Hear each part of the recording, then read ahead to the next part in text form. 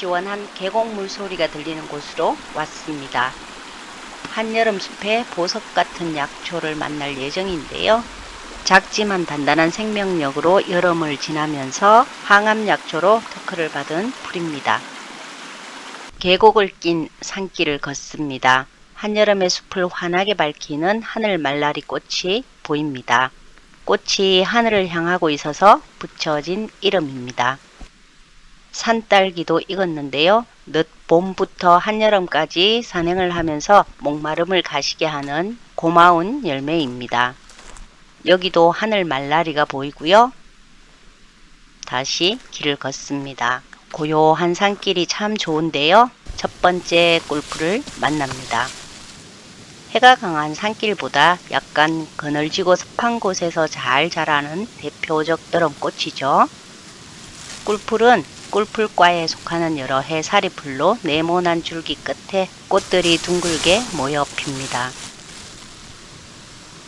아직 꽃이 덜 핀 꿀풀인데요. 꿀풀은 꽃이 진 후에도 마른 꽃대가 그대로 남아 있어서 하고초라는 생략명으로 유명한데 초보자들도 한 번만 보면 구별이 아주 쉽습니다.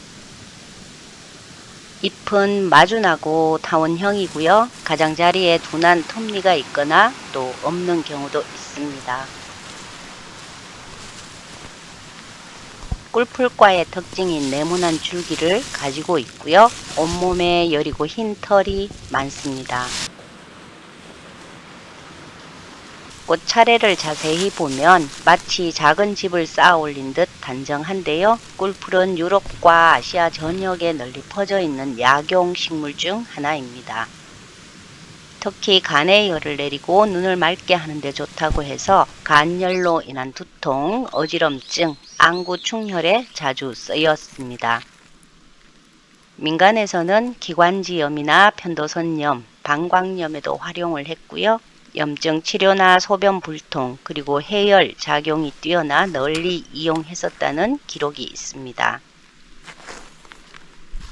최근에는 항산화 물질과 항종양 성분이 있다는 것이 밝혀져서 현재 암 환자들을 위해 제약회사에서 약으로 생산하고 있으며 항암 치료에 특허를 받았는데 항암 억제율이 75%나 된다고 합니다.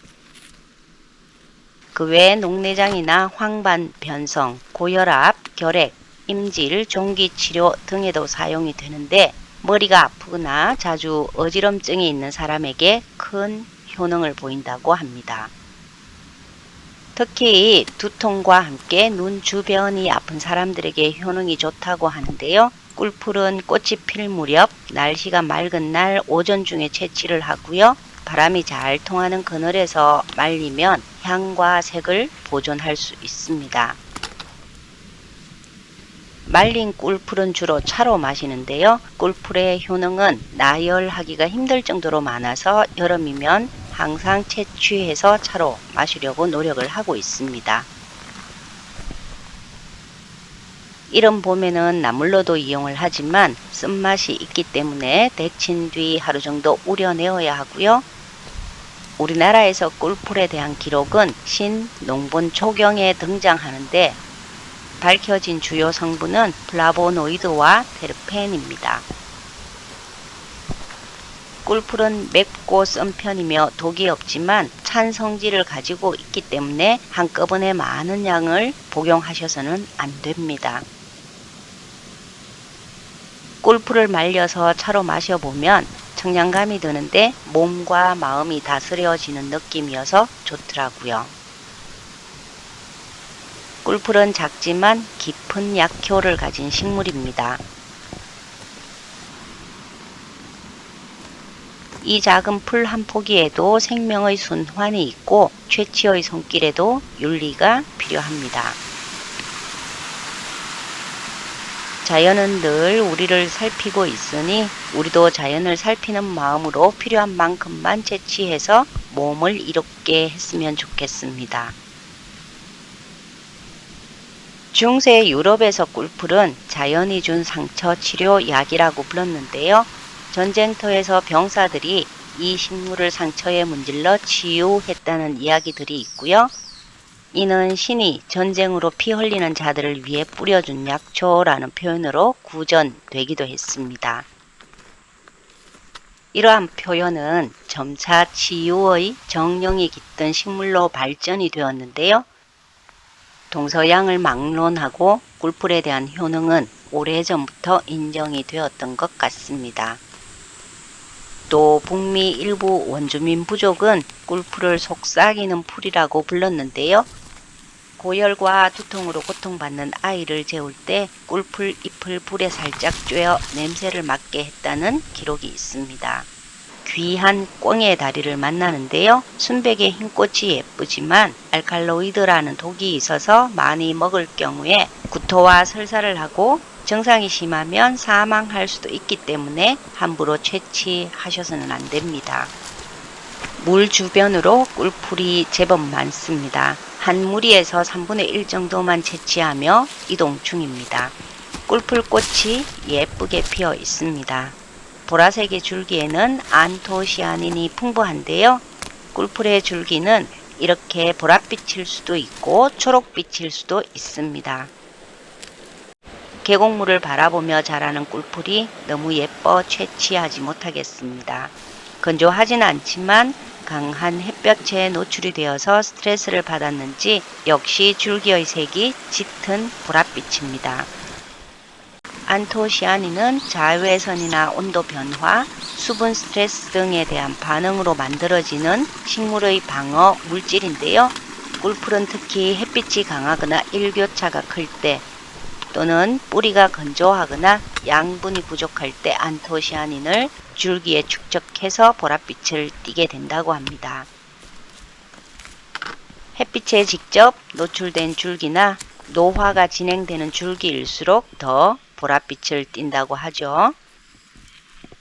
반면 그늘진 곳이나 생장 초기 또 산성 토양에서는 연두색이나 초록빛의 줄기를 띠게 되는데요. 한마디로 척박하거나 건조한 토양에서는 보랏빛 줄기의 꿀풀이 많고요. 비옥하고 습한 토양에서는 초록빛이 더 오래 유지되는 거죠.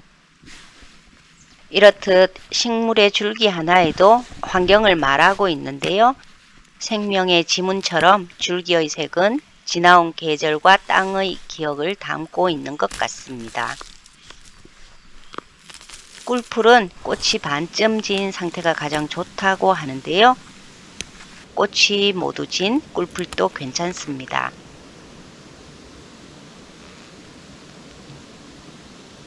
아직 꽃이 덜 핀 꿀풀은 채취하지 않고 있는데요. 약성도 덜할 뿐만 아니라 후손을 퍼뜨리라고 그냥 두고 옵니다. 반쯤 진 꽃대를 잘라내고 남은 꿀풀입니다. 작지만 생존력이 매우 뛰어나서 뿌리만 상하지 않으면 내년에 다시 살아남아 자랍니다. 잠시 계곡물 소리를 듣고 하산합니다. 집으로 가져와 잎을 살펴보는데요. 뒷면은 약간 흰빛이 도네요. 줄기는 보랏빛과 연두빛이 있고요. 꿀풀의 꽃은 입술꼴로 윗 입술이 앞으로 굽어 있고요.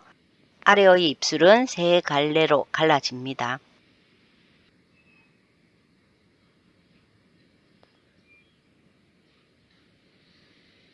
꿀풀을 말리기 전에 깨끗이 세척하여 물기를 제거하고 있습니다.